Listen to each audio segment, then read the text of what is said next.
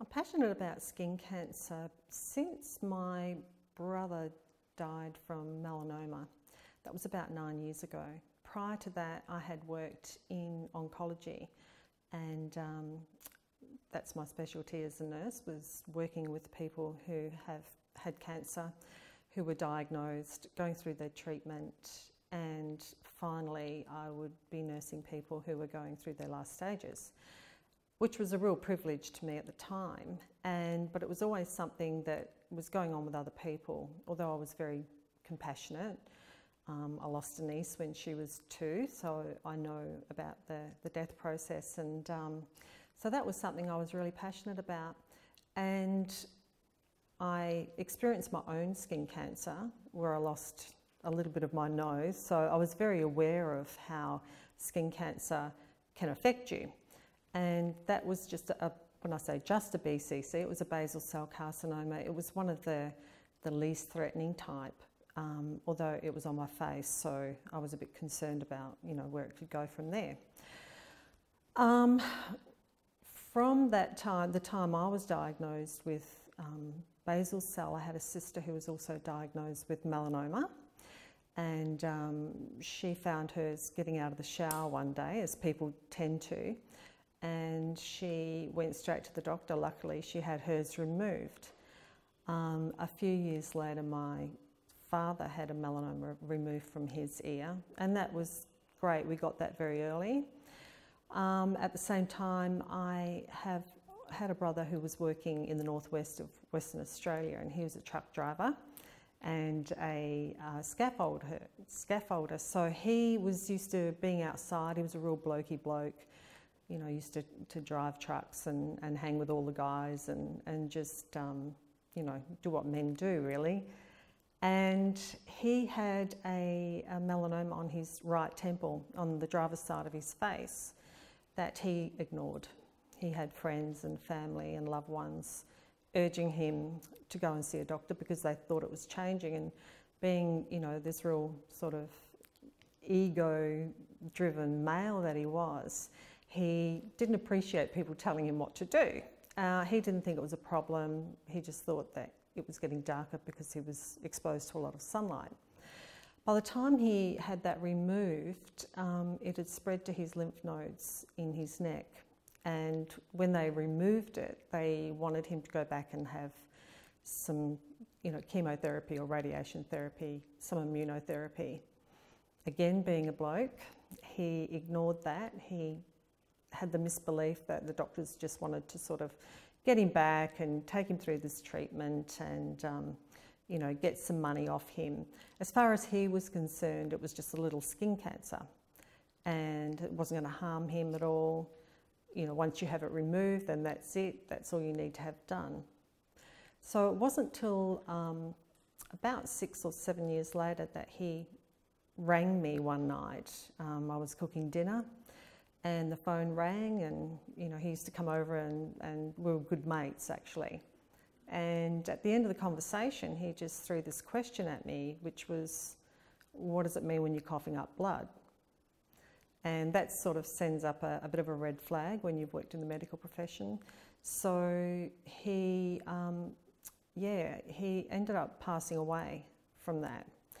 And that's when I thought, you know what, I really need to get in there and get to talk to men while they're healthy and explain exactly what happens if you don't take your skin seriously.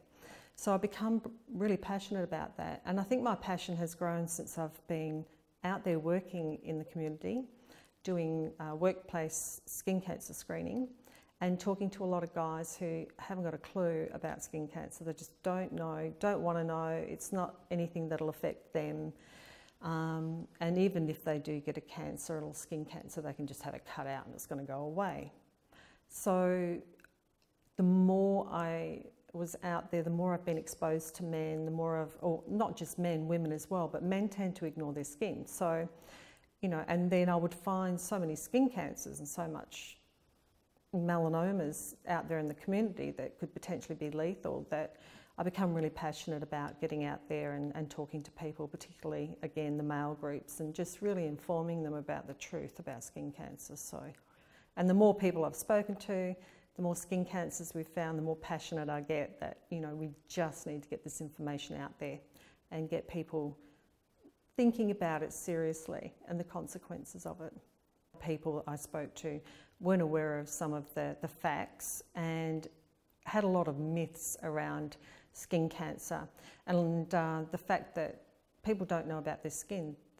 It's just something they take for granted. They're not aware that it's actually an organ, and if that gets sick, you get sick.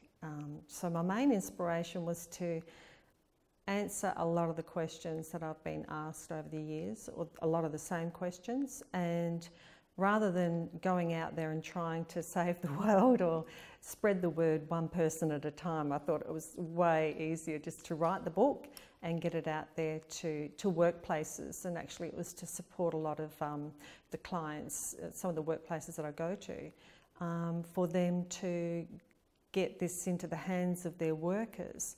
And so they've got that information at hand 24/7, 52 weeks of the year. And they're not forgetting that information. So, and it's not just for them, it was for their families as well. So tell me about why you chose to give Tim a call.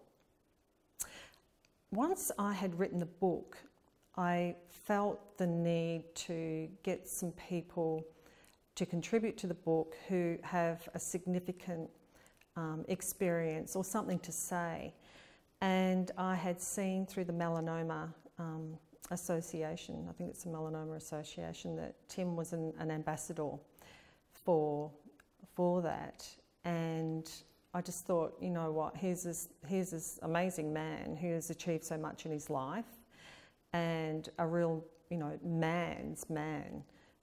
And I thought, well, I would really like some words from Tim in the book to address to men. Again, not that the book is totally focused at men directly, but a lot of men will be getting this, you know, put into their hand. And I think it's really important to have someone who's been through that experience, someone who men can relate to, because of Tim being an elite sports person.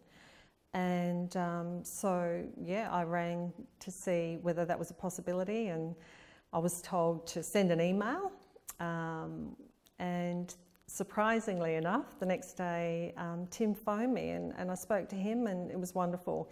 He's been an absolute inspiration. So, yeah, that's how I got to meet Tim.